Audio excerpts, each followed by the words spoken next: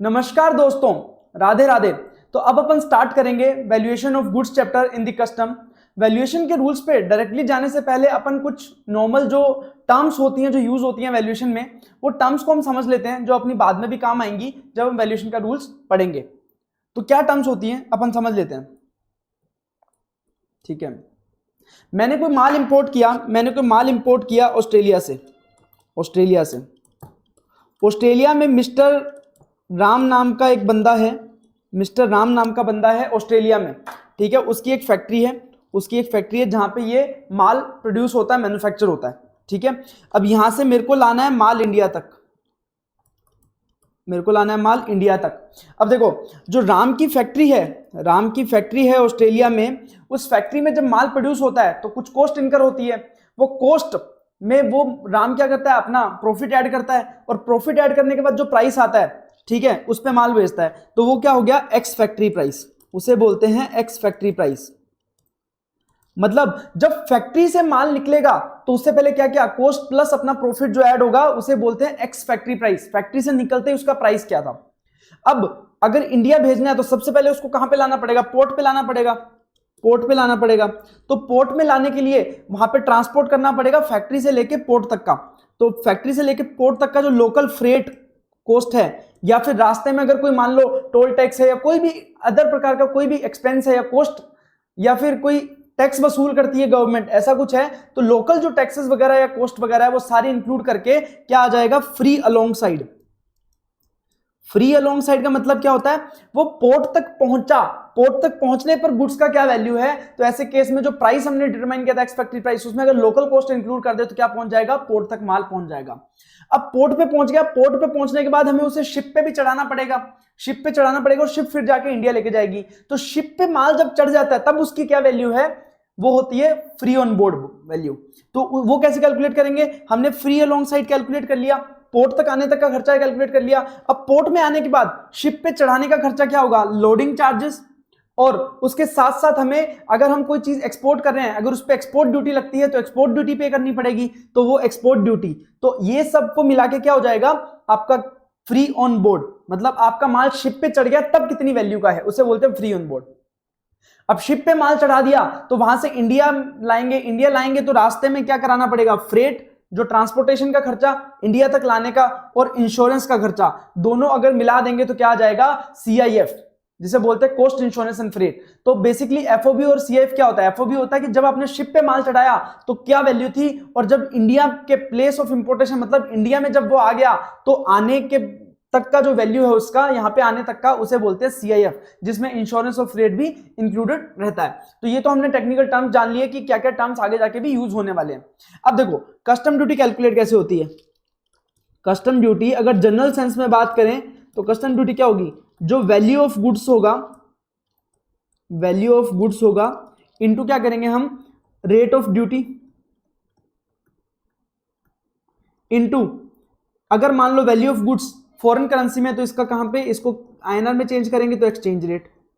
ठीक है, तो वैल्यू ऑफ गुड्स तो अपन इस चैप्टर में पढ़ेंगे, साथ में हमें रेट ऑफ ड्यूटी क्या यूज करनी है और एक्सचेंज रेट क्या यूज करनी है, ये भी हमें जानना पड़ेगा। तो अब रेट ऑफ ड्यूटी कौन सी यूज करनी है, सबसे पहले वो जान लेते हैं।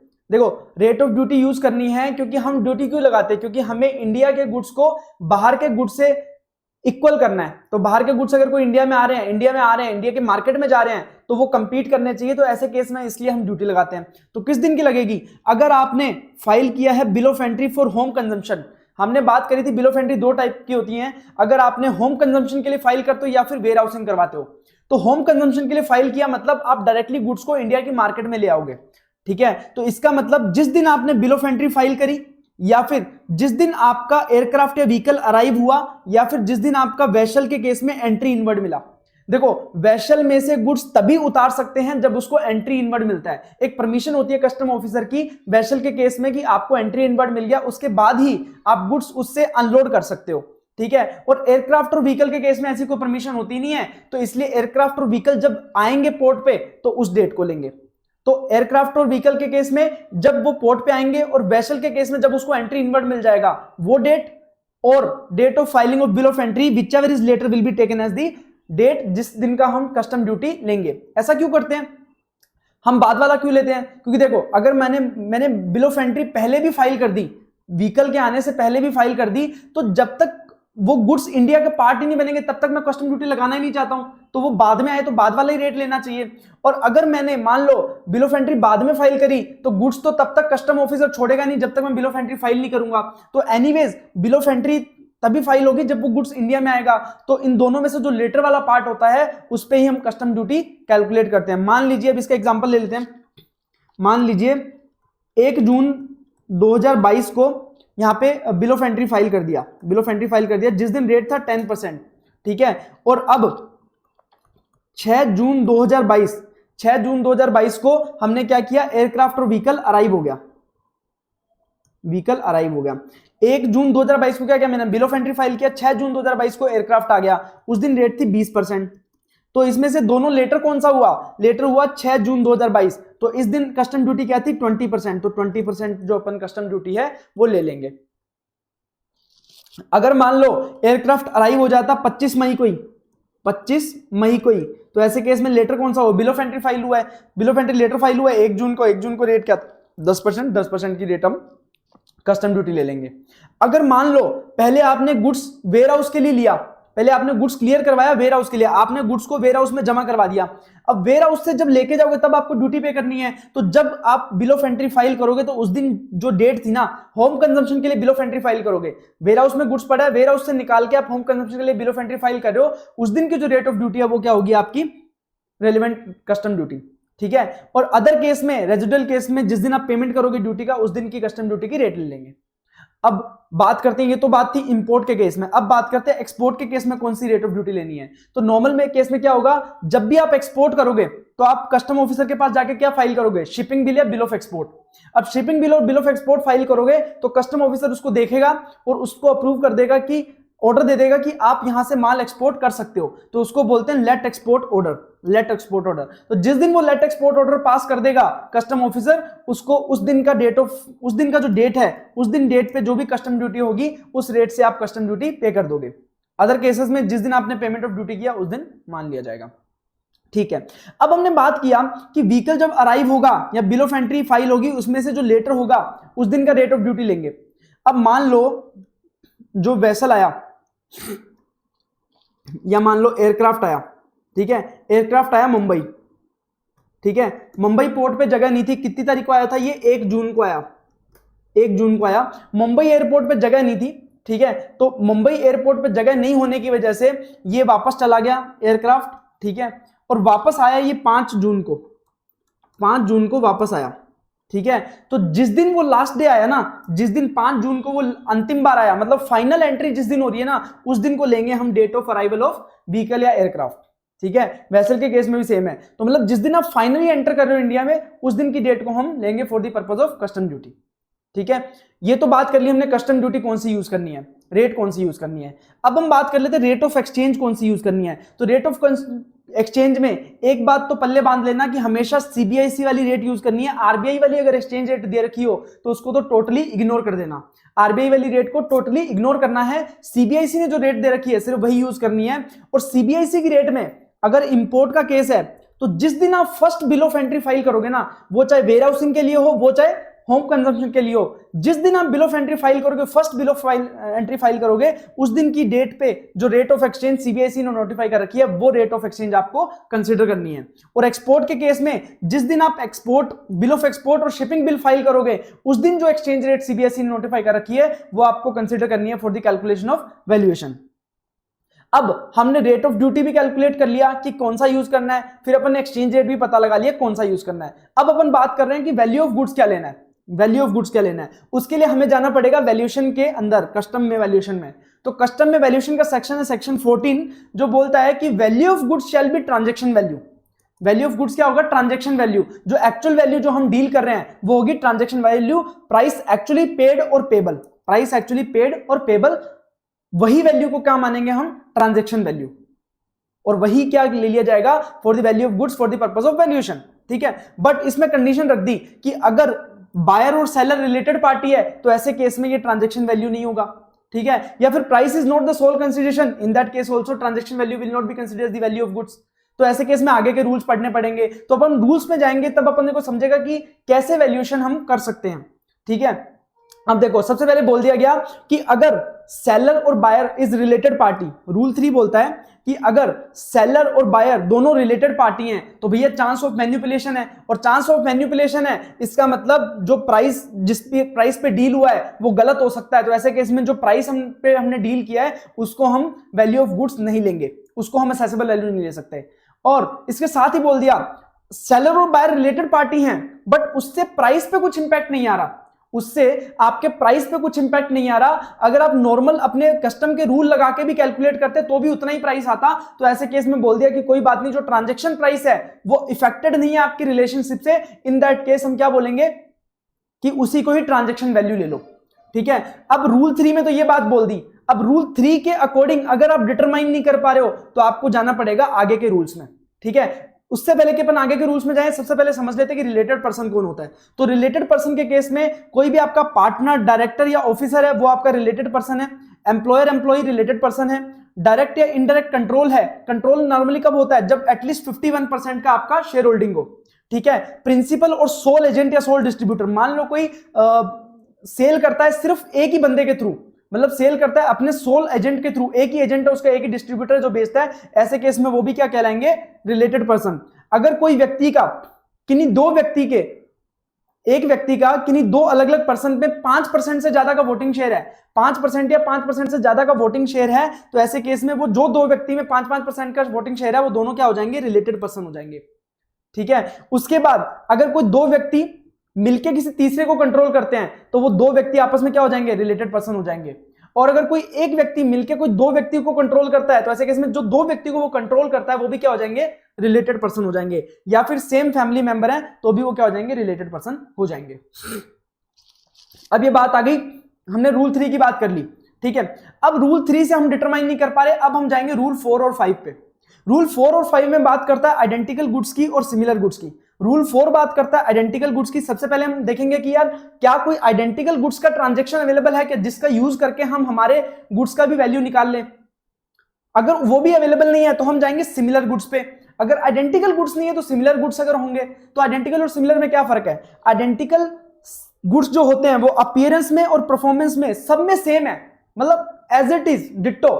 और सिमिलर गुड्स क्या होते हैं, दिखने में भले ही वो सेम नहीं है बट वो काम वही करते हैं, दिखने में वो सेम नहीं है पर काम वही करते हैं। ठीक है, तो उन्हें क्या बोलते हैं, सिमिलर गुड्स। ठीक है, अब ये मैन्युफैक्चर होने चाहिए सेम कंट्री। मान लो मैंने ऑस्ट्रेलिया से परचेज किया, मैंने ऑस्ट्रेलिया से इंपोर्ट किया, तो ऐसे केस में अगर मैं सिमिलर और आइडेंटिकल गुड्स का बेंचमार्क लेना चाहता हूं तो वो गुड्स कहां पे प्रोड्यूस होने चाहिए, ऑस्ट्रेलिया में ही प्रोड्यूस होने चाहिए, तभी मैं उनको बेंचमार्क ले सकता हूं। प्रोड्यूस चाहे कोई भी व्यक्ति करे, एक्सपोर्टर कोई भी हो सकता है, प्रोड्यूस करने वाला कोई भी हो सकता है, पर होने चाहिए ऑस्ट्रेलिया कंट्री में। ठीक है, तो ऐसे गुड्स को यूज करेंगे आइडेंटिकल गुड्स और सिमिलर गुड्स का। बट अगर हम उनके प्राइस को यूज करना चाहते हैं हमारे गुड्स का प्राइस यूज करने के लिए, तो ऐसे केस में वो सेम कमर्शियल लेवल और सेम क्वांटिटी के अकॉर्डिंग होने चाहिए। अगर सेम कमर्शियल लेवल और क्वांटिटी पे नहीं है तो ऐसे केस में हमें कमर्शियल लेवल और क्वांटिटी का भी कुछ एडजस्टमेंट करना पड़ेगा सो दैट एक्चुअल प्राइस आ सके। क्योंकि मान लो मैंने जो गुड्स खरीदे थे, इंपोर्ट किए थे, मैंने 100 यूनिट खरीदी थी, और जो मैंने जिस चीज को बेंचमार्क ले रहा हूं आइडेंटिकल या सिमिलर गुड्स, वो खरीदे गए थे 10,000 गुड्स। तो क्या इसका प्राइस और इन दोनों का प्राइस क्या कंपैरेबल हो सकता है क्या, भले वो आइडेंटिकल गुड्स हो? नहीं, क्योंकि उनके क्वांटिटी में बहुत डिफरेंस है। तो उस डिफरेंस को कैटर करने के लिए क्या करना पड़ेगा, कुछ एडजस्टमेंट करना पड़ेगा। अगर आपको प्राइसेस मोर देन वन मिल रहे हैं, मोर देन वन प्राइसेस मिल गए हैं एट द सिमिलर क्वांटिटी, तो जो लोअर वाला, सबसे लोअर वाला प्राइस होगा उसको हम कंसीडर करेंगे, क्या करेंगे, कंसीडर करेंगे एज अ ट्रांजैक्शन प्राइस या वैल्यू ऑफ गुड्स। ठीक है, बट एक बात ध्यान रखना, रूल 4 और 5 का हम यूज तब नहीं कर सकते अगर हमने इंडिया से ही डिजाइन या ड्राइंग्स प्रोवाइड कराए हैं। अगर उन गुड्स को प्रोड्यूस करने में इंडिया से डिजाइन या ड्राइंग्स प्रोवाइड कराए गए हैं तो ऐसे केस में जो वो वैल्यू है सिमिलर और आइडेंटिकल गुड्स की, वो हम यूज नहीं कर सकते क्योंकि वो ट्रूली रिफ्लेक्टिव नहीं है प्राइस को। ठीक है, तो ये बात ध्यान रखना। और उसके बाद रूल 6 आता है। अगर मान लो आप रूल 3 से रूल 5 तक आप अपनी वैल्यू डिटरमाइन नहीं कर पाए तो ऐसे केस में आप रूल 7 और 8 यूज करेंगे सिक्वेंशली। पहले रूल 7 यूज करना पड़ेगा, फिर रूल 8 यूज करना पड़ेगा। बट अगर आप चाहते हो कि पहले रूल 8 यूज करना चाहते हो तो ऐसे केस में आपको प्रॉपर ऑफिसर को अप्लाई करके प्रॉपर ऑफिसर आपको अलाउ कर सकता है। अब आते हैं रूल 7 पे। रूल 7 ये कौन सा है, डिडक्टिव वैल्यू मेथड। ये आपको उल्टी कैलकुलेशन करवाएगा। ठीक है, उल्टी कैलकुलेशन करवाएगा। अब बताता हूं कैसे उल्टी कैलकुलेशन करवाएगा। मेरा यहां पे पोर्ट ऑफ इंपोर्टेशन, मैंने कुछ जो भी इंपोर्ट किया माल वो मैंने यहां पे मंगवाया, पोर्ट ऑफ इंपोर्टेशन ये था मुंबई का पोर्ट, ठीक है। अब मेरे को वैल्यू कौन सी कैलकुलेट करनी है कि माल जब मुंबई आया ना तब उसकी क्या वैल्यू थी, मेरे को ये वैल्यू कैलकुलेट करनी है। और मेरे पास अब मेरे को कैलकुलेट कैसे करूंगा, मेरे पास मैं इस माल को छुड़ा के ले आया इंडिया में, और इंडिया में मैं ये माल कितने में बेचता हूं, सेल प्राइस, ठीक है। तो मैं इंडिया में ये माल कितने में बेचता हूं वो प्राइस मेरे पास अवेलेबल है। किसी अनरिलेटेड बायर को मैं कितने में बेचता हूं इंडिया में वो प्राइस मेरे पास अवेलेबल है। तो मैं इस प्राइस से ये पोर्ट पे कितने में आया था उस प्राइस पे जाना चाहता हूं, मतलब मैं रिवर्स कैलकुलेशन करूंगा। अब रिवर्स कैलकुलेशन कैसे करूंगा, देखो मैंने पोर्ट से जब माल छुड़ाया होगा तो मैंने यहां पे क्या पे किया होगा, कस्टम ड्यूटी पे की होगी या फिर जीएसटी भी पे किया होगा।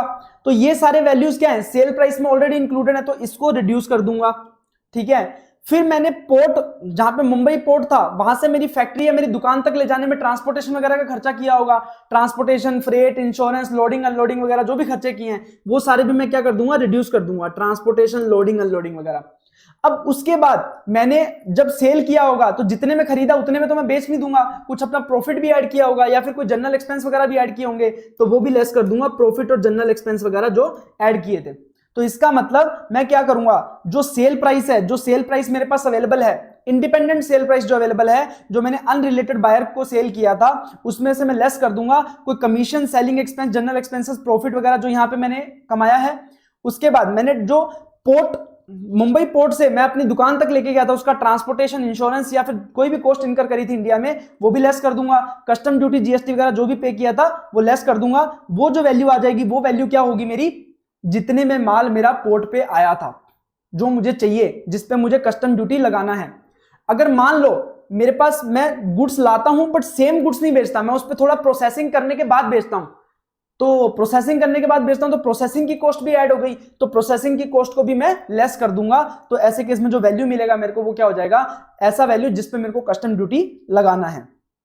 बट ये जो आप प्राइस कंसीडर करोगे ना, बेंचमार्क प्राइस कंसीडर करोगे इंडिया में कितने में बेच रहे हो, ये मैक्सिमम आप 90 डेज तक का यूज कर सकते हो, मैक्सिमम 90 डेज तक का यूज कर सकते हो। उसके बाद का प्राइस आप यूज नहीं कर पाओगे क्योंकि वो बहुत डिफरेंट हो जाएगा।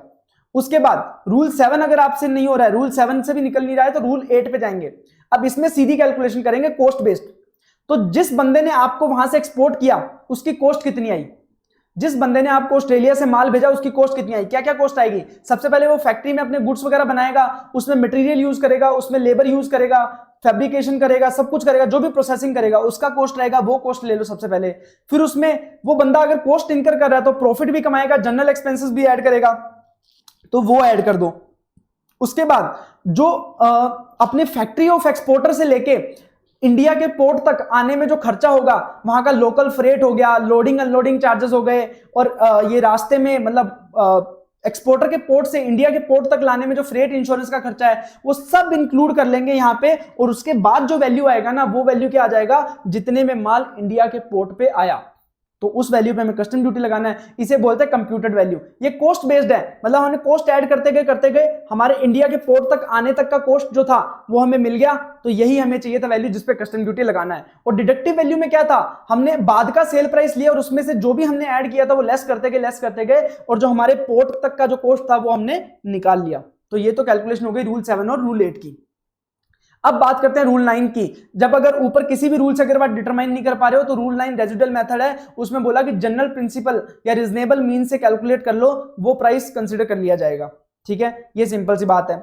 उसके बाद रूल 10 क्या बोलता है, रूल 10 क्या बोलता है कि ऊपर आपने भले ही ट्रांजेक्शन प्राइस ले रहे हो, आप ट्रांजेक्शन प्राइस भले ही ले रहे हो for the purpose of levying custom duty, but ध्यान रखना उसमें कुछ चीजें ऐड करनी पड़ेंगी आपको, कुछ चीजें ऐड करनी पड़ेंगी। जैसे अपन वैल्यूएशन चैप्टर जो अपना जीएसटी में पढ़ते थे तो उसमें भी कुछ एडिशन होते थे ना, कुछ एडिशन होते थे, वो एडिशन अपने को ऐड करने पड़ते थे। वैसे ही इसमें भी कुछ एडिशन है जो हमें ऐड करने पड़ेंगे। ठीक है, तो इसमें दो टाइप के एडिशन है। एक तो कंपलसरी एडिशन है कि ऐड करने ही पड़ेंगे। कौन कौन से, जहां पे जो मान लो ऑस्ट्रेलिया के पोर्ट से मैंने मुंबई माल मंगाया तो ऑस्ट्रेलिया के पोर्ट से मुंबई तक का जो फ्रेट इंश्योरेंस तो लगेगा ही लगेगा। तो मतलब कहां से कहां तक का जो फैक्ट्री ऑफ एक्सपोर्टर है, ऑस्ट्रेलिया में जो फैक्ट्री है एक्सपोर्टर की, ठीक है, मिस्टर राम की जो फैक्ट्री थी ऑस्ट्रेलिया में, उस ऑस्ट्रेलिया की फैक्ट्री से इंडिया के पोर्ट तक लाने का खर्चा, लोडिंग अनलोडिंग, आपका ये ट्रांसपोर्टेशन और हैंडलिंग चार्जेस और आपका इंश्योरेंस, ये सब आपको कंपल्सरीली ऐड करना ही पड़ेगा। तो कितना ऐड करना है वो बताया गया है रूल 10 सब रूल 2 में। तो दो पार्ट कर दिए उसके, दो पार्ट कर दिए कि एक तो है cost of transport, loading unloading handling, इसमें सब आ गया। मतलब इसमें क्या क्या आ गया मैं बताता हूं। जो आपका पोर्ट ऑफ एक्सपोर्टर था, अपन ऊपर चले जाते हैं क्या क्या आ गया इसमें जो अपन ने ऊपर कैलकुलेट किया था। मतलब ये जो फैक्ट्री से माल निकला ना, फैक्ट्री से माल निकलने के बाद जो फैक्ट्री से पोर्ट ऑफ एक्सपोर्टर तक लाने का खर्चा वो भी इंक्लूड हो गया। पोर्ट ऑफ एक्सपोर्ट से शिप पे माल चढ़ाने का मतलब लोडिंग एक्सपोर्ट ड्यूटी सब कवर हो गया। अब आपने यहाँ पे ट्रक से माल लाए होगे, ट्रक से माल लाके यहाँ पे अनलोड किया होगा पोर्ट पे, फिर वापस लोड किया होगा शिप में, तो ये अनलोडिंग लोडिंग दोनों का खर्चा आ गया। ठीक है, उसके बाद जो आपने पोर्ट ऑफ एक्सपोर्टर था, पोर्ट ऑफ इंपोर्ट था, यहां तक का जो इंश्योरेंस और फ्रेट का खर्चा था ये भी इसमें इंक्लूड हो जाएगा। बट एक बार पोर्ट ऑफ इंपोर्ट पे पहुंच गया, एक बार मुंबई पोर्ट पे पहुंच गया ना, उसके बाद का खर्चा हम इंक्लूड नहीं करेंगे। मतलब इवन एक बार शिप मुंबई पोर्ट पे आ गई, उस शिप से माल को उतारने का खर्चा भी इसमें इंक्लूड नहीं किया जाएगा। मतलब एक बार शिप इंडिया पहुंच गई ना, वहां तक का खर्चा तो हमने सब ले लिया, पर शिप पहुंचते ही उसमें से गुड्स को उतारने का खर्चा भी हम इसमें इंक्लूड नहीं करेंगे, अनलोडिंग कॉस्ट को भी हम इसमें इंक्लूड नहीं करेंगे। ठीक है, तो अब देख लेते हैं क्या क्या है। सबसे पहले cost of transport, loading unloading handling up to the place of importation, मतलब मुंबई पोर्ट तक, कहां से, फैक्ट्री ऑफ एक्सपोर्टर से, फैक्ट्री ऑफ एक्सपोर्टर से लेके इंडिया के पोर्ट तक का जो भी खर्चा है वो कितना होगा। वो बोला कि अगर कुछ भी नहीं दिया हुआ क्वेश्चन में या फिर आपको असर्टेन नहीं कर पा रहे हो रियल लाइफ प्रॉब्लम में, तो ऐसे केस में आपका 20% of the free on board, free on board का 20% आपका क्या हो जाएगा, cost of transport, loading unloading handling वाला खर्चा 20% ऑफ एफओबी हो जाएगा। और अगर मान लो असर्टेनेबल है, अगर आप इसको डिटरमाइन कर पा रहे हो, ठीक है, और आपको दिया हुआ है क्वेश्चन में, तो ऐसे केस में अगर तो आपको दिया हुआ है आप जो माल ला रहे हो वो शिप के थ्रू ला रहे हो या फिर लैंड के थ्रू ला रहे हो, मतलब ट्रक्स पे लेके आ रहे हो, तो ऐसे केस में जो एक्चुअल में खर्चा हुआ है ना, उसी को ही हम क्या मान लेंगे, आपका ट्रांसपोर्ट, लोडिंग अनलोडिंग हैंडलिंग का खर्चा, मतलब जो एक्चुअल खर्चा हुआ वही ले लेंगे।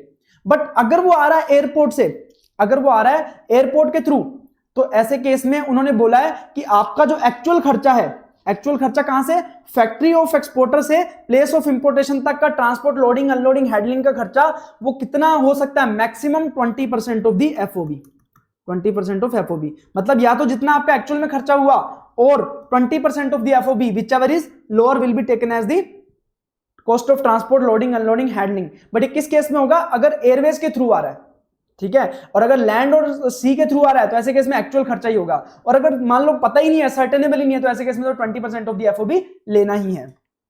अब ऐसे ही इंश्योरेंस का दे रखा है, ऐसे ही कॉस्ट ऑफ इंश्योरेंस दे रखा है। इंश्योरेंस भी एक कंपलसरी एडिशन है जो करना ही पड़ेगा। अगर तो आपको बताया हुआ है कि कितना इंश्योरेंस का खर्चा है, तो जो एक्चुअल कॉस्ट बताई हुई है उसी को इंक्लूड करेंगे। और अगर आपको पता ही नहीं है, सर्टेनेबल ही नहीं है, मतलब क्वेश्चन में दिया ही नहीं हुआ, तो ऐसे केस में 1.125% ऑफ दी एफओबी रहेगा। अब देखो, अगर आपके पास मान लो एफओबी दिया हुआ है, तो एफओबी का 20% कर दोगे या 1.125% कर दोगे। अब अगर आपको एफओबी नहीं दिया हुआ, एफओबी प्लस इंश्योरेंस का खर्चा दिया हुआ है, तो ऐसे केस में आप 20% किसका कर दोगे, एफओबी प्लस इंश्योरेंस का। अगर आपको खर्चा दिया हुआ है एफओबी प्लस ट्रांसपोर्ट वगैरह का, ठीक है, तो अब आपको इंश्योरेंस कैलकुलेट करना है, तो 1.125% किसका कर दोगे, एफओबी प्लस ट्रांसपोर्टेशन वगैरह का।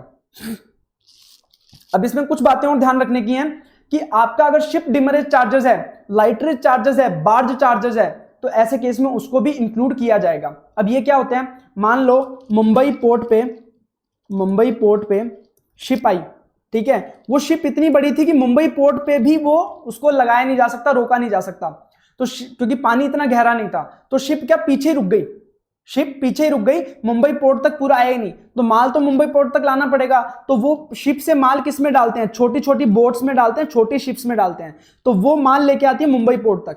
तो हमने बोला था कि मुंबई के पोर्ट तक आने तक का पूरा खर्चा हम इसमें इंक्लूड करेंगे। तो ये जो शिप से माल उतार के यहाँ पे बोट्स के थ्रू लाया जा रहा है, तो ये मुंबई पोर्ट तक लाने का ही खर्चा है, तो इसको भी इंक्लूड किया जाएगा। ठीक है, शिप डिमरेज, लाइटरेज, बार चार्जेस इंक्लूड होंगे। बट अगर मान लो डिमरेज चार्जेस किस चीज का पे कर रहे हो, मुंबई पोर्ट पे सामान आ गया, सामान आने के बाद आपने यहां से हटाया नहीं मुंबई पोर्ट से, उसका अगर कोई पेनल्टी पे करो तो उसे बोलते हैं पोर्ट डिमरेज चार्जेस। तो ऐसे चार्जेस को इंक्लूड नहीं किया जाएगा, क्योंकि एक बार इंडिया में माल पहुंच गया ना, उसके बाद का खर्चा हम नहीं लेंगे, ठीक है। और एक और चीज, अगर इंडिया में एक बार एंटर कर गए, ठीक है, उसके बाद जैसे मुंबई आ गई शिप, अब मुंबई के बाद वो गोवा गई, गोवा से कांडला पोर्ट गई, तो ये सब खर्चे हैं ना, जो एक बार मुंबई पहुंच गई ना, इंडिया पहुंच गई ना, उसके बाद के खर्चे इंक्लूड नहीं करेंगे। उसके बाद आप कांडला चाहो चाहे गोवा चाहो, उससे फर्क नहीं पड़ता, एक बार मुंबई पहुंच गए वहां तक का ही खर्चा लेना है, उसके बाद का खर्चा नहीं लेंगे, ठीक है। तो ये बात ध्यान रखना, अगर एक बार कस्टम चेंज होनी वहां से आईसीडी सीएफएस कहीं भी अगर माल वगैरह भेज रहे हो तो उस खर्चे को इंक्लूड नहीं करना है। एक बार इंडिया पहुंच गए उसके बाद काम खत्म, वहां तक का ही खर्चा लेना है, ये चीज ध्यान में रखना, ये भूल मत जाना। ये तो हो गई कंपलसरी एडिशन जो सब रूल 2 में दिए थे। अब अपन बात कर लेते हैं ऐसे एडिशन जो अगर क्वेश्चन में दिए हुए हैं या फिर रियल लाइफ में है, एक्चुअल में अगर वो खर्चे तभी इंक्लूड करने हैं, अदरवाइज नहीं करने हैं। तो कौन कौन से खर्चे होते हैं? अगर मान लो कोई कमीशन या ब्रोकरेज पे किया है, अगर कोई कमीशन या ब्रोकरेज पे किया है अदर देन बाइंग कमीशन, तो ऐसे केस को क्या बोलेंगे? कमीशन एंड ब्रोकरेज, और उसको हम इंक्लूड करेंगे वैल्यू ऑफ गुड्स में। हाँ, एक आ जाता है कैनलाइजिंग एजेंट का, तो कैनलाइजिंग एजेंट को बाइंग कमीशन नहीं मानते हैं, canalising agent normal commission of brokerage होता है, उसको भी इंक्लूड किया जाएगा। देन अगर कोई कंटेनर साथ में आ रहा है तो कॉस्ट ऑफ कंटेनर भी इंक्लूड किया जाएगा अगर वो रिटर्नेबल नहीं है। अगर कोई कॉस्ट ऑफ पैकिंग वगैरह, कुछ पैकिंग वगैरह करने के लिए खर्चा किया है तो उसका भी कॉस्ट इंक्लूड किया जाएगा। अब अगर मान लो जो राम थे ऑस्ट्रेलिया के, उन्होंने कुछ गुड्स भेजे अपने को मैन्युफैक्चर करके, कहाँ? इंडिया में कौन था?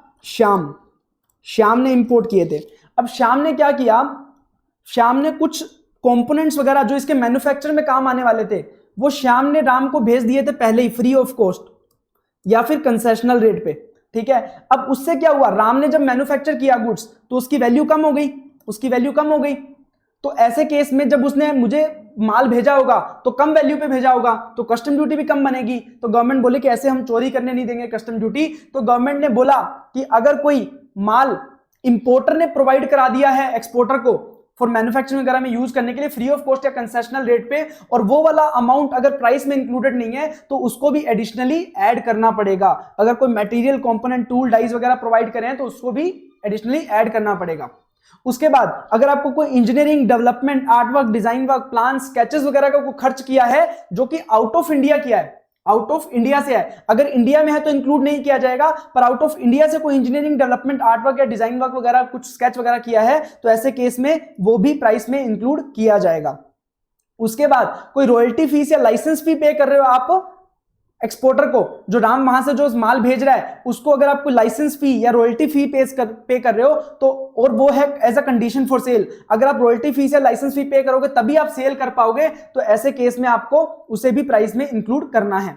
देन वैल्यू ऑफ प्रोसीड, मतलब मैं जब आगे जाके जो गुड्स इंपोर्ट किया उसको बेच रहा हूं, उसमें से कुछ पैसा मैं किसको भेज रहा हूं? जिसने मेरे को माल एक्सपोर्ट किया था, तो ऐसे केस में उस प्राइस को भी, उसको भी प्राइस में इंक्लूड किया जाएगा, ठीक है। और अगर मैं कुछ ऐसा खर्चा कर रहा हूं जिससे मैं जो खर्चा किसे करना था? सेलर को करना था, बट कर कौन रहा हूं? मैं कर रहा हूं, इंपोर्टर, तो ऐसे केस में उसको भी प्राइस में इंक्लूड किया जाएगा अगर वो ऑलरेडी प्राइस में इंक्लूड नहीं है। जस्ट लाइक जीएसटी में वैसे थर्ड पर्सन के बिहाफ पे अगर आप कोई पेमेंट कर रहे हो सप्लायर के बिहाफ पे, तो ऐसे केस में उसको भी इंक्लूड करना होता है वैल्यू में, तो जस्ट लाइक दैट इसमें कस्टम में भी उसको इंक्लूड करना पड़ेगा। ये तो बात हो गई एडिशन की, जो कि अगर दिए हुए हैं तो करने हैं, ठीक है। तो इस प्रकार से ये अपना पूरा जो इंपोर्ट का वैल्यूएशन है वो कवर हो गया। अब इसमें कुछ सिंपल एग्जांपल ले लेता हूं जिससे कि अपने को समझ आ जाएगी यार कैसे कैसे एडिशन करने हैं, ठीक है। मान लो मेरा जो एफओबी वैल्यू है वो 10,000 यूएसडी है, 10,000 यूएसडी है, ठीक है। अब इसमें मेरे को इंश्योरेंस कॉस्ट दिया हुआ है 100 यूएसडी, ठीक है। अब मेरे को इसमें फ्रेट कॉस्ट नहीं दिया हुआ, तो मेरी असेसेबल वैल्यू क्या हो गई? 10,000 प्लस 100। अब मेरे को अगर कुछ भी नहीं दिया हो ना तो भी मेरे को फ्रेट तो ऐड करना ही करना है। कितना ऐड करना है? 20%। तो 20% हो जाएगा कितना? 10,000 का 20% हो जाएगा 2,000, तो ये हो जाएगा अपना 12,100, ये अपना असेसेबल वैल्यू हो जाएगा।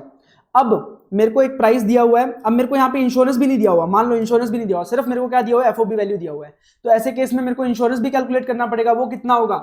10,000 का 1.125%, तो कितना हुआ? 112.5, तो ऐसे केस में क्या हो जाएगा? 12,112.5, ठीक है, अब एक एग्जांपल ले लेते हैं एक और। अब मान लो एक एग्जांपल में आपको दिया हुआ है FOB value plus insurance cost, FOB value plus insurance cost ये दे रखा आपको 11,000। अब आपको इसमें से नहीं पता इंश्योरेंस कॉस्ट कितना है, कितना एफओबी है, तो ऐसे केस में आपको जो 20% कैलकुलेट करना है वो इसी पे ले लोगे। 20% कितना हो गया, 11,000 का 20% 2200, तो ये हो गया 13,200, ये आपका असेसेबल वैल्यू हो गया। तो इस प्रकार से आप एडलेस कर सकते हो। अब एक और टिपिकल एग्जांपल लेता हूं जो कि आपके उसमें क्वेश्चन में काम आएगा। एक सेकेंड ना, मान लीजिए आपको प्राइस दिया हुआ है, मान लीजिए आपको दिया हुआ है ex factory price, FOB value दिया हुआ है, एफओबी वैल्यू दिया हुआ है आपको 12,000 यूएसडी। ठीक है, अब इसमें आपको दिया हुआ है कि आपका जो माल आया वो एयरवेज के थ्रू आया, एयरवेज के थ्रू आया, और आपको एक्चुअल खर्चा दिया हुआ है, एक्चुअल जो कॉस्ट दी है वो दी है 3,000 यूएसडी। ठीक है, जो आपकी एक्चुअल कॉस्ट इनकर हुई है कहां से, पोर्ट ऑफ एक्सपोर्ट से, पोर्ट ऑफ एक्सपोर्ट से पोर्ट ऑफ इंपोर्ट तक का, पोर्ट ऑफ इंपोर्ट तक का। इंश्योरेंस आपका दिया हुआ है, इंश्योरेंस दिया हुआ है 500 यूएसडी। ठीक है, और साथ में बोला है कि फैक्ट्री ऑफ एक्सपोर्टर से, फैक्ट्री ऑफ एक्सपोर्टर से कहां तक, पोर्ट ऑफ एक्सपोर्ट तक लाने में खर्चा कितना हुआ, 1000 यूएसडी का। तो अब सबसे पहले अपन क्या करेंगे, एफओबी वैल्यू लेंगे, कितना है 12,000। ठीक है, अब एफओबी वैल्यू पे मेरे को क्या करना है, 20% कैलकुलेट करना है, क्योंकि अगर मान लो मेरे को पूरा टोटल फ्रेट अगर एयरवेज के थ्रू आ रहा है तो एयरवेज के थ्रू मेरा कितना हो सकता है, मैक्सिमम 20%। तो मैं चेक करूंगा कि 20% से ज्यादा हो रहा है या कम हो रहा है। तो देखो मेरा एक्चुअल में कितना खर्चा आया, एक्चुअल में मेरा फ्रेट कितना खर्चा हुआ, अगर फैक्ट्री ऑफ एक्सपोर्टर से पोर्ट ऑफ इंपोर्ट तक की बात करें तो टोटल खर्चा कितना हुआ मेरा, 1,000 तक तो पोर्ट तक का हो गया, और पोर्ट से पोर्ट ऑफ इंपोर्ट तक लाने का खर्चा हो गया 3,000, तो टोटल कितना हो गया 4,000 यूएसडी। और हो कितना सकता है, मैक्सिमम 20%, 20% ऑफ 12,000 कितना हो गया 2,400 यूएसडी। तो मैं क्या लूंगा, 2,400 यूएसडी ऐड करूंगा। तो एफओबी मेरा कितना था 12,000 प्लस फ्रेट वगैरह कितना ऐड हो गया 2,400 यूएसडी, इंश्योरेंस मेरा ऐड हो गया 500 यूएसडी, तो ये हो गया 14,900 यूएसडी, ये मेरा आ गया। बट एक बात ध्यान रखनी पड़ेगी, जब हमने 20% ऐड किया, जब हमने 20% ऐड किया तो 20% में हमने factory of the exporter to place of the import पूरा खर्चा ले लिया, पूरा खर्चा ले लिया। बट एफओबी में फैक्ट्री ऑफ एक्सपोर्टर से पोर्ट तक लाने का खर्चा ऑलरेडी इंक्लूड है। तो क्या हमने डबल कैलकुलेशन नहीं कर लिया, क्योंकि 20% में फैक्ट्री ऑफ एक्सपोर्टर से पोर्ट ऑफ एक्सपोर्ट तक लाने का खर्चा ऑलरेडी इंक्लूड था, और एफओबी में भी वो ऑलरेडी इंक्लूड था। तो यहां पे डबल कैलकुलेशन हो गया, क्योंकि अगर हमने 20% ले लिया तो हमें फैक्ट्री ऑफ एक्सपोर्टर से पोर्ट ऑफ एक्सपोर्ट तक का जो खर्चा है वो एफओबी वैल्यू में से हटाना पड़ेगा। एफओबी वैल्यू में से 1000 जो हमने ऑलरेडी ऐड किया था, ये एक्चुअल था, जो ये 12,000 में इंक्लूड था, इसको लेस कर दिया हमने, तो ये अमाउंट कितना आ गया 13,900 यूएसडी। ये हमारा क्या हो जाएगा, असेसेबल वैल्यू हो जाएगा। ठीक है, तो कुछ इस प्रकार से हमने एग्जांपल किए, होप सो कि इससे अंडरस्टैंडिंग हो जाएगी। अब अपन एक बड़ा क्वेश्चन कर लेते हैं जिससे कि अपने को पूरा ही कंसेप्ट समझ आ जाएगा। अपन पूरा एग्जांपल कर लेते हैं। ठीक है, ये एग्जांपल है, हमने जो इंपोर्ट किया गुड्स उसका प्राइस है ex factory price. Ex factory price मतलब जहां पे जो एक्सपोर्टर की फैक्ट्री है, एक्सपोर्टर की फैक्ट्री के बाहर का प्राइस कितना है 10,000 यूएसडी। उसके बाद ट्रांसपोर्ट चार्जेस लगे अपने को फैक्ट्री से कहां तक लाने में, पोर्ट तक लाने में, पोर्ट ऑफ एक्सपोर्टर तक। मान लो ऑस्ट्रेलिया से ही हो रहा है तो ऑस्ट्रेलिया के पोर्ट तक लाने में कितना खर्च हुआ, $500 का खर्च हुआ ट्रांसपोर्ट का, और वहां से जो एक्सपोर्ट पोर्ट तक लाने तक का हैंडलिंग और लोडिंग चार्जेस कितना हो गया $750। ठीक है, तो और उसके बाद जब हम पोर्ट पे ले आए, पोर्ट से हमने इंडिया भेजा, तो इंडिया भेजने तक का, पोर्ट से लेके इंडिया के पोर्ट तक का जो कितना खर्चा हुआ 4,000 यूएसडी। एयरपोर्ट था, एयरवेज के थ्रू आ रहा है, ध्यान रखना, इसने एयरपोर्ट लिखा है तो मतलब एयरवेज के थ्रू आ रहा है। ठीक है, इंश्योरेंस कॉस्ट हमें पता नहीं है, कमीशन हमने पे किया 50,000 रुपीज, तो कमीशन अपना ऑप्शनल एडिशन में आ जाता है, अगर दिया हुआ तो ऐड करना पड़ेगा। Then unloading and handling charges at import port, मतलब मुंबई का जो पोर्ट है वहां पे हैंडलिंग और लोडिंग अनलोडिंग का चार्जेस है। मैंने बोला एक बार शिप मुंबई पहुंच गई ना, उसके बाद के खर्चे हम ऐड नहीं करेंगे। भले ही हमें वो माल शिप से उतारने के लिए अगर कोई खर्चा करना पड़ रहा है तो वो भी इंक्लूड नहीं करेंगे। तो ये हमें दिया हुआ $1000, इसको हम इंक्लूड नहीं करेंगे क्योंकि ये माल इंडिया में आने के बाद का खर्चा है। तो अब कैलकुलेट कर लेते हैं। सबसे पहले अपन ने लिया एक्स फैक्ट्री प्राइस $10,000, उसमें हमने ऐड किया transportation, handling, unloading, loading till the port of export. ठीक है, पोर्ट ऑफ एक्सपोर्ट तक कितना खर्च हुआ था? $500 अपने ये खर्च हुए थे, $750 ये खर्च हुए थे, तो $1250 मैंने ऐड कर लिया। तो मेरा ये वैल्यू क्या आ जाएगा? FOB price. मेरा क्या आ जाएगा? ये FOB price in foreign currency. अब ये फॉरेन करेंसी में आया $11,250। अब अगर आगे कुछ भी फॉरेन करेंसी में ऐड करने वाला बाकी नहीं है तो अपन इसको कन्वर्ट कर लेंगे आईएनआर में। कमीशन भी आईएनआर में दिया हुआ है तो इसको आईएनआर में कन्वर्ट कर लेते हैं। तो इसको आईएनआर में कन्वर्ट करेंगे, 100 रुपीज पर डॉलर की करेंसी रेट है। तो अपन कैलकुलेट किया तो 11,25,000 रुपए अपना अमाउंट आ गया। अब उसके अंदर अपन एडिशन करेंगे कमीशन पेड 50,000। ध्यान रखना जो 10(2) का अपन एडिशन कर रहे हैं ना, कंपल्सरी एडिशन 20% या 1.125%, उसके लिए जो एफओबी वैल्यू लेंगे उस एफओबी वैल्यू में जो ऊपर वाले ऑप्शनल एडिशन थे रूल 10 सब रूल 1 में, वो भी उसको भी इंक्लूड किया जाएगा। उसको भी इंक्लूड करने के बाद ही हम रूल 10 सब रूल 2 का जो कंपल्सरी एडिशन है वो करेंगे। ठीक है, तो कमीशन पे किया 50,000, वो भी मैंने ऐड कर दिया। अब एफओबी प्राइस कितना आ गया? 11,75,000। अब अपने को इसके ऊपर कैलकुलेट करना है 20% और 1.125%। सबसे पहले तो इंश्योरेंस 1.125% अपन ऐड कर देंगे। ठीक है, तो सबसे पहले अपन ट्रांसपोर्ट, लोडिंग और अनलोडिंग खर्चा कर देते हैं। ठीक है, ये कितना होगा? या तो एक्चुअल आपने जितना इनकर किया है वो, या फिर 20% ऑफ दी 11,75,000। ठीक है, तो 20% ऑफ दी 11,75,000 कितना आया इंटू 20%, तो 2,35,000। 2,35,000। और एक्चुअल में आपने कितना खर्चा किया? एक्चुअल में आपने 4,000 तो किया पोर्ट ऑफ एक्सपोर्ट से लेके पोर्ट ऑफ इंपोर्ट तक का, और फैक्ट्री से लेके पोर्ट ऑफ एक्सपोर्ट तक का भी किया था। वो कितना किया था? जो ऊपर अपन ने ऐड किया था 1,250। तो टोटल कितना हो गया? 5,250 यूएसडी। और इसको आईएनआर में कन्वर्ट करेंगे 100 की रेट से तो कितना हो जाएगा? 5,25,000। तो विच एवर इज लोअर 2,35,000। तो 2,35,000 को मैं क्या करूंगा, इसमें एज अ 10(2) का जो एडिशन है उसे ऐड कर दूंगा freight, loading, unloading, handling charges के रूप में। कहां से? फैक्ट्री ऑफ एक्सपोर्टर से लेके प्लेस ऑफ इंपोर्टेशन तक। कितना? 2,35,000। 2,35,000। उसके बाद इंश्योरेंस कॉस्ट डिटर्मिनेबल नहीं थी। इंश्योरेंस कॉस्ट डिटर्मिनेबल नहीं थी, तो अगर डिटर्मिनेबल नहीं होती तो 1.125% ऑफ दी एफओबी कॉस्ट, वो कितनी थी?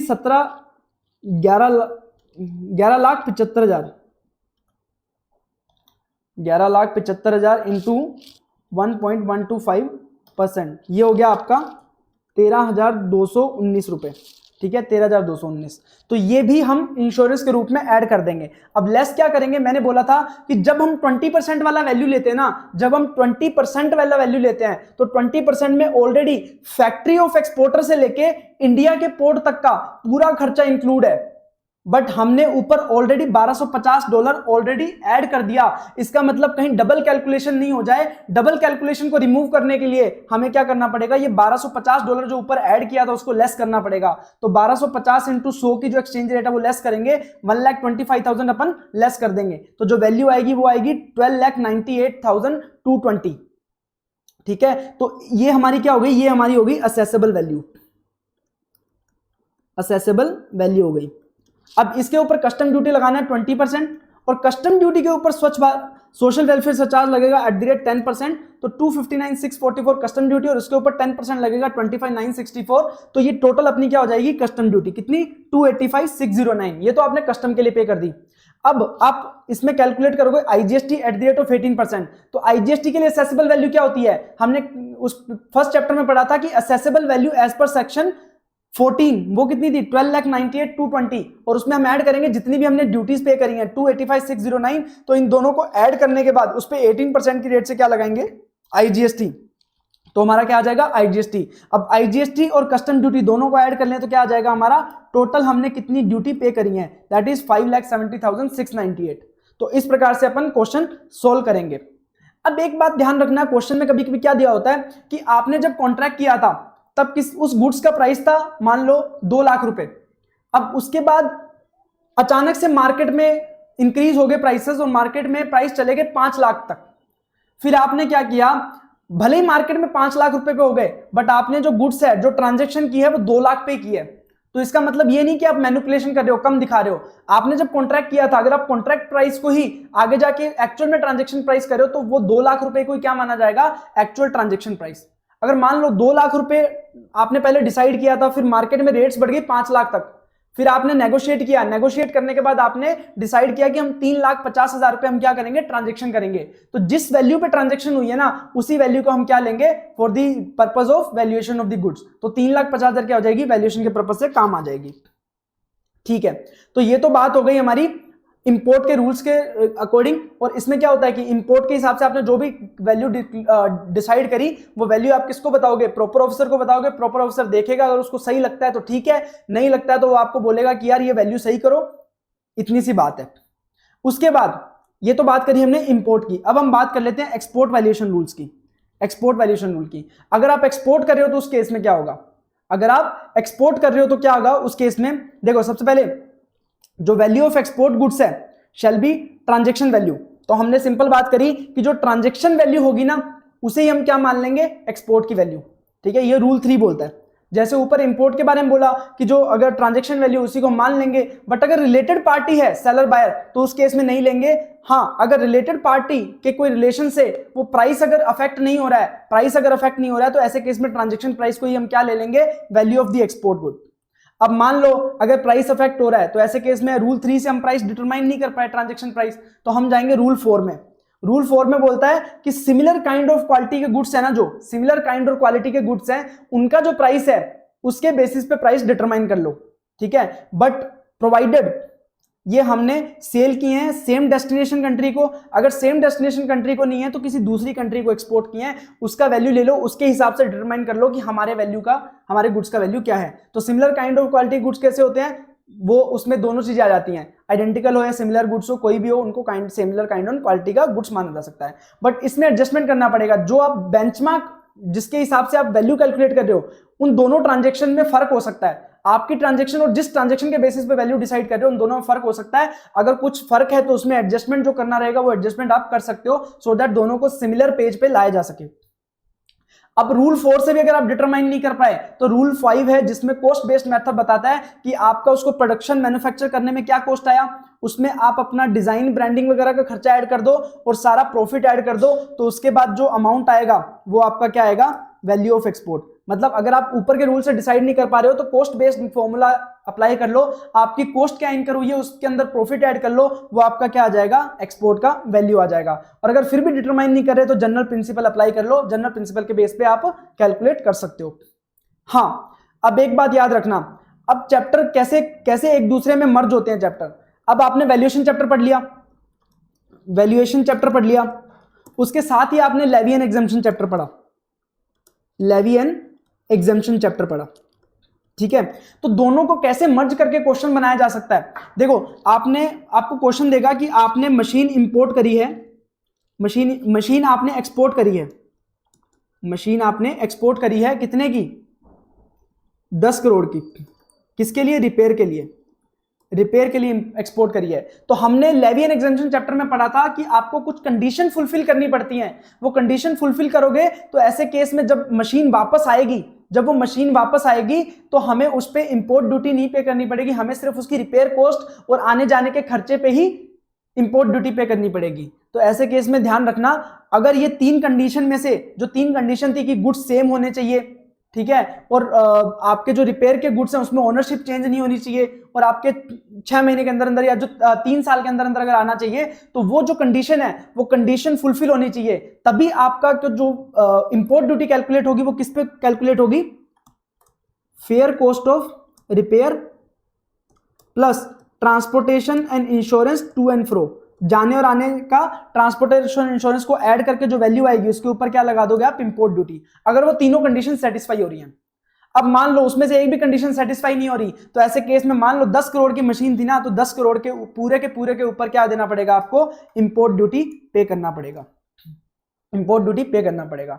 मान लो क्वेश्चन में दिया है कि आपकी जो फेयर कॉस्ट ऑफ रिपेयर है ना, उस पर आपको 60% का डिस्काउंट मिल रहा है। फेयर कॉस्ट ऑफ रिपेयर है वो आपकी, उसके ऊपर 60% डिस्काउंट मिल रहा है जब आप रिपेयर करवा रहे हो, और आपका रिपेयर का खर्चा कितना आ रहा है, मान लो आपका आ रहा है रिपेयर का खर्चा 16,000, ठीक है। तो इसका मतलब आपसे जो सामने वाला रिपेयर करके दे रहा है ना, वो सिर्फ कितना पैसा ले रहा है, 40%, बट हमें तो पूरी की पूरी फेयर कॉस्ट ऑफ रिपेयर लेनी है इंपोर्ट ड्यूटी लगाने के लिए। तो ऐसे केस में क्या करना पड़ेगा, 16,000 कितने के बराबर है, 40% के बराबर। तो इसको 100% करूंगा तो कितना हो जाएगा, 16,000 डिवाइड बाय 40%, ये हो जाएगा 40,000। तो 40,000 क्या हो जाएगी आपकी फेयर कॉस्ट ऑफ रिपेयर। तो ये बात भी ध्यान रख लेना, ये चीज भी पॉइंट भी कंसीडर कर लेना, ध्यान में रख लेना। एक और चीज ध्यान में रखना, जब अपन इंपोर्ट के क्वेश्चन सॉल्व करेंगे तो उसमें सोशल वेलफेयर सरचार्ज लगेगा 10% of the custom duty, but export के केस में वो सोशल वेलफेयर सरचार्ज नहीं लगेगा, क्योंकि सोशल वेलफेयर सरचार्ज सिर्फ इंपोर्ट के केस में लगता है, एक्सपोर्ट के केस में नहीं लगता है। तो ये हमने चैप्टर कंप्लीट किया वैल्यूएशन अंडर जीएसटी का। तो अगर इसके सारे क्वेश्चन करके देख लेना, सब क्वेश्चन सॉल्व हो जाएंगे। बट अगर कोई भी दिक्कत आए तो आप मेरे को पूछ सकते हो, मेरे कॉन्टैक्ट नंबर आपको शेयर कर दिए गए हैं। Thank you so much.